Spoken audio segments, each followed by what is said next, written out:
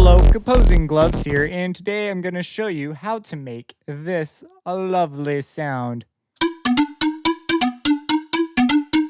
And the upper version.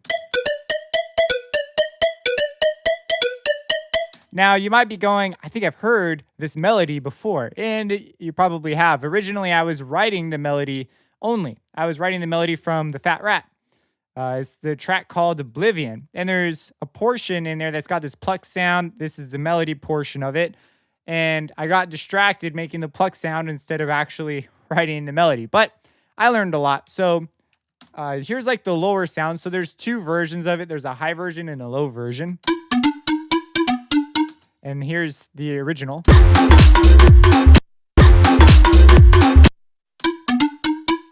So I'm in the ballpark. There's things that need to be changed. I've been finagling with this thing for too long. So I could tell you all sorts of knobs and things you could change to get it to sound the way you probably want it to sound.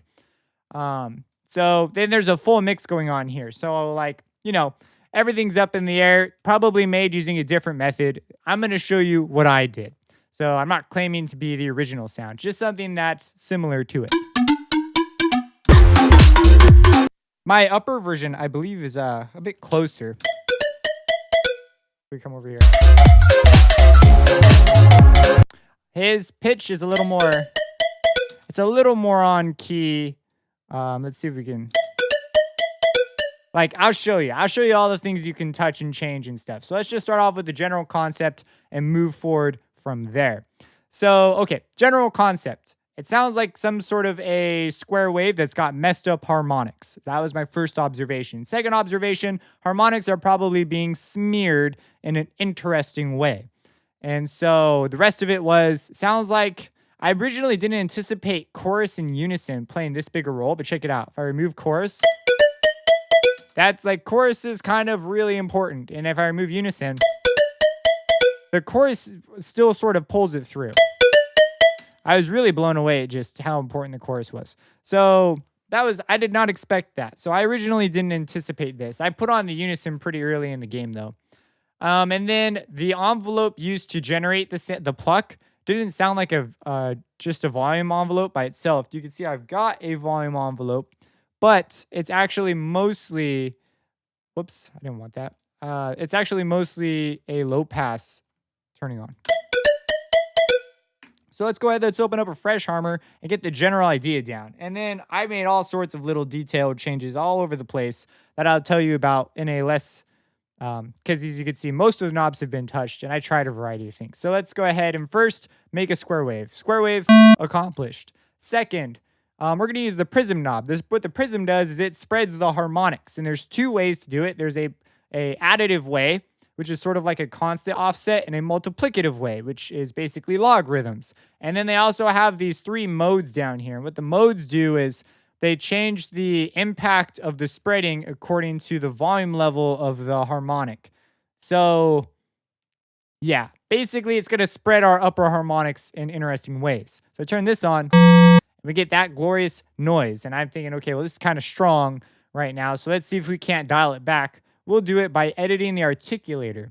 The articulator, we'll just turn it off rather quickly. So we have that. It's you might be going, what the heck? This doesn't even sound close. And you're right, it's not close yet. What we're going to do now is we're going to add in that volume envelope using the low pass filter. So we add it on. That's probably too much, and bring it down. And then we got to look at what our starting point is. Our starting point, right, is a square wave. And so I'm thinking, well, this is kind of low, so I'll bring my frequency up. And originally, I was also messing with the detuned to try and get that. Because you can get all sorts of interesting results if you just detune things in a funny kind of way. And I was going for that smearing harmonic sound. And this is actually what I ended up settling on, surprisingly. Let's go for the lower sound. I was actually working. Whoops. Let's get to the other. There we go. So right now we're like kind of miserably off, but let's add in the all-important chorus effect.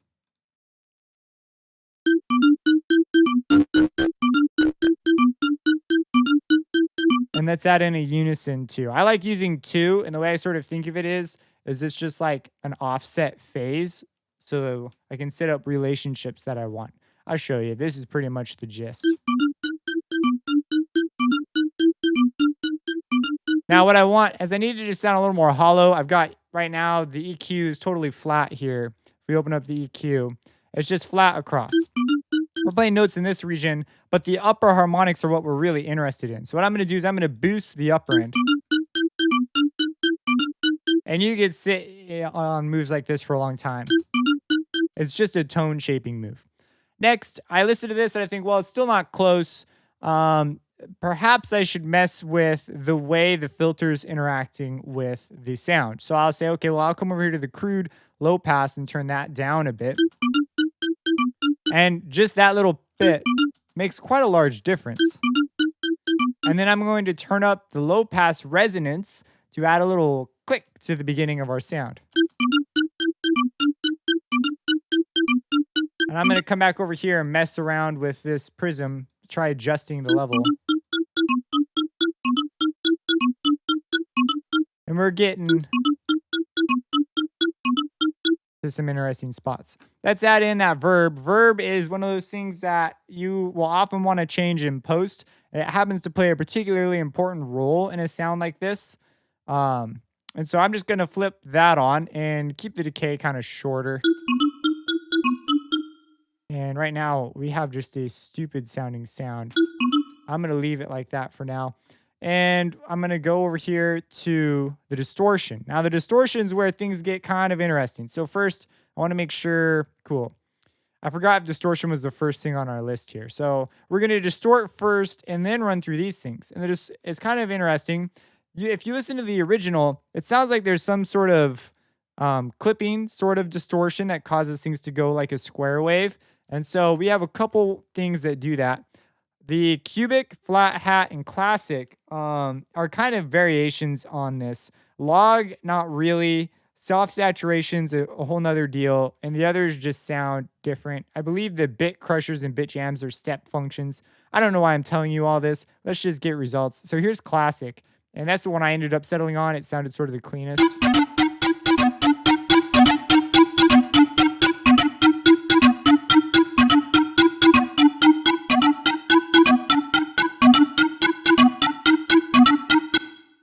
So I'm just going through and readjusting knobs.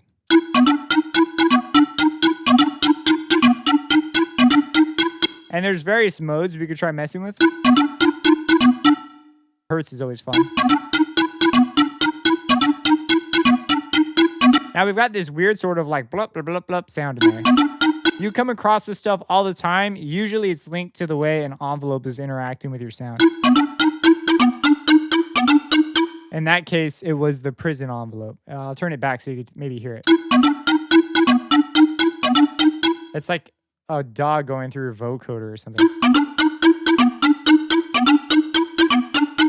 We can be a lot more aggressive with the prism in this case now because of the way we've sort of set this up. And so it's starting to come together a little bit. Let's go ahead and look at this. You can come back here and change all sorts of sounds. And my original, I went through and I also added a warming compression. You could try heating or burning, but for me, they were too much. And I want the high end to come out a bit, the mids not really, and I want the low to come up for a stronger. In the range of notes we're playing, it's the low end was what I wanted to touch. Let's mess around with the resonance and the filter a bit more. Now, I had the blur setting going in mind, and it's actually pretty interesting. So what the blur does is it changes how quickly the upper harmonics turn on. And so up here, these are tension knobs, and it sort of sets, these are like upper harmonics, lower harmonics, and I believe this knob changes where that split happens.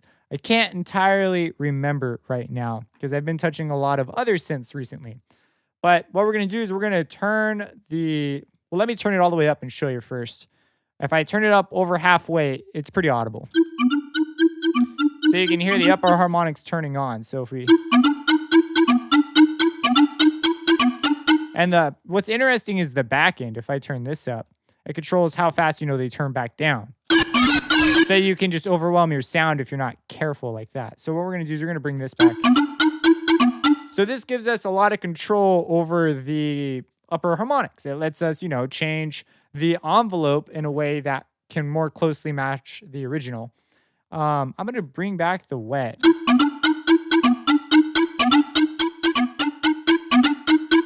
We've got sort of a screechier sound.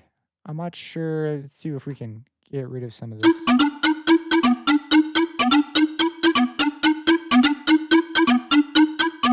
Oh, you know what I did too? I decided that this envelope, let's edit this envelope further.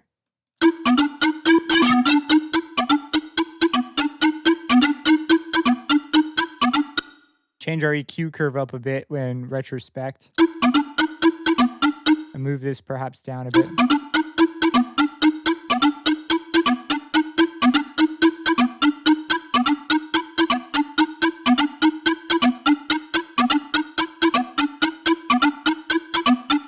All right, and let's mess with the, there was something I wanted, it occurred to me, and now it's unoccurred to me. I'm gonna screw around with the tension a bit. These knobs have an interesting relation. Just use your ear, let it be your guide.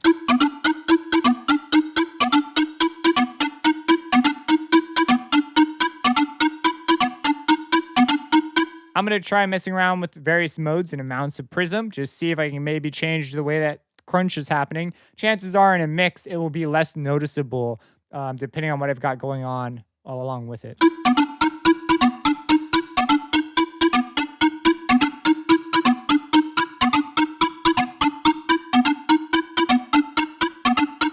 Hey, maybe this time I go with the Pluck, the plus sound. Who knows?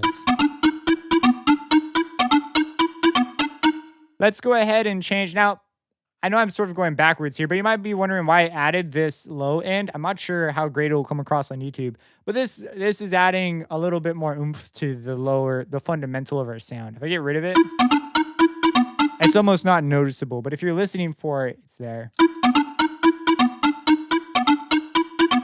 Kind of I don't know, an interesting thing. So we've got most of the players in action now. Now it's just a matter of trying to figure out, is there like a better method to this? I've tried things like messing with the phaser, and what I did was I took the speed down. So essentially it's just a filter with a width, and this basically sets where it's at in a mix knob.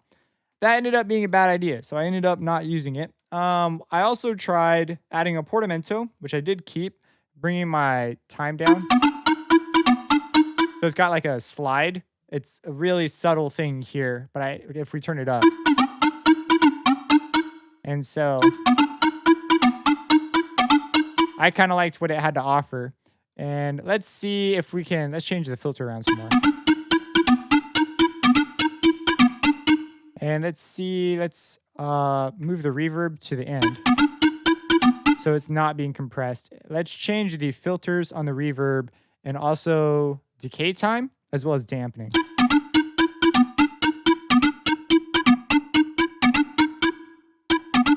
So you can see the dampening helps out quite a bit with that squealy high stuff, which you may or may not want. And in the mix, it's a different story. By itself, it seems kind of undesirable, but who knows? Maybe later on down the line, that's going to be one of the things that helps your sound, stick through. But for now, I don't dig it.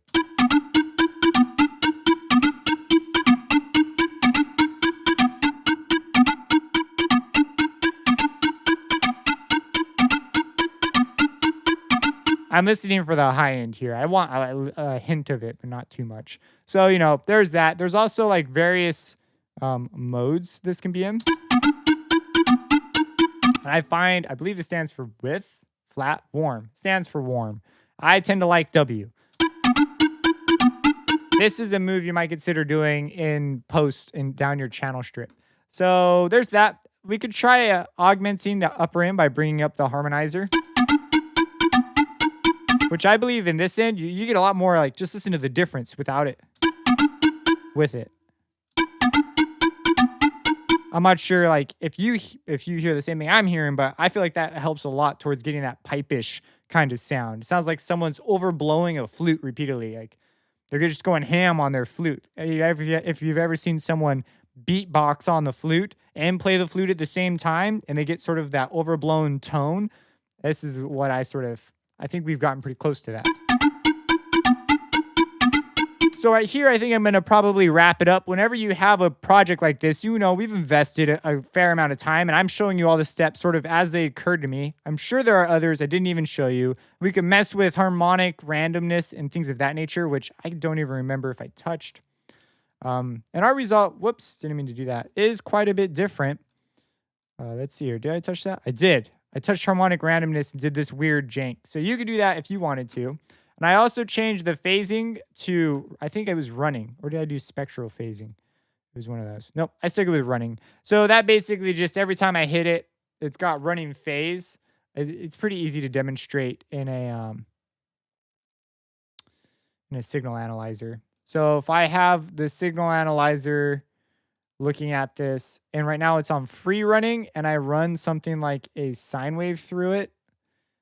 Let's put this on the master. I didn't want to do that. Whatever, we'll leave that there. Signal analyzer. I don't know. Here's a random tutorial on free running and what that means. So because Harmer's additive, it has the option for both of these. Not every synth can do this. And let's make sure we're just on default. Okay, so here's free running. You see, it's just, if I were to start a note, it's just constantly changing. So wherever I left off, it's going to pick back up there. So it'll start at all different points in the phase. So if I look at the oscillator here, it could start here, it could start there, it could start over here, it could start up there, it could start down there, all over the place. So that's free running. Spectral is a different story. So if I add harmonics, I get all these things, and basically spectral will change the phase of each one of these harmonics. Like that, or like that, or like that, or like that. Because the level is pretty much the same, well, the level is the same here, then it's still sort of the same, but the phasing causes the signal to sum differently. So it can actually look really different, but actually sound very similar. But you see there's subtle changes. And so at times you're going to want this sort of thing for like subtle variation, and you can dial in the amount you want. But that's this other direction. That's spectral randomness. Additive synthesizers usually have it as a feature. I went with free running because I didn't want my spectral sound to change. And because of the distortion we're using, it doesn't really make that big of a difference. So anyways, there's some things to consider. Name it your thing, blah, blah, blah, blah, blah. And then, go ahead and save it. Save preset as all that stuff. Make your own little repertoire. I have saved this one. Let's do a comparison. So here's what we came up with, which I actually quite like. And here is the one before. Oh yeah, let's hear what it sounds like up in the upper range. Why not? That's quite a bit different. Our portamento is a lot more audible on this one. I believe I have more extreme time settings on this one. This and the resonance knob over here sort of affect the amount of snap you get. It's like a punch in your face. So let's compare these. Yeah, we went with a higher one on this one. And what the heck did we do with legato? Our legato is longer on this one. Anyways, let's go back to the low end. I like the low end on this one more. Oh yeah, the low end on this one's better. If I were to use it in some sort of a tropic kind of way, I'd prefer this one. So what the heck, we'll save this as Oblivion 2. So we'll call this. Gotta do the branding. And then I have a folder. You might consider starting your own folder. Pluck's Oblivion 2. And so this project file, I'll go ahead and save this too. This project file will be in the description. But anyways, hopefully this was informative. Hopefully you picked up a couple tricks and saw how we started. It was something that sounded like the first couple moves were kind of weird. But after you add the next moves, it sort of starts to come together, and then you just add a couple layers of detail. If you have any questions, let me know. Subscribe and have a blessed day.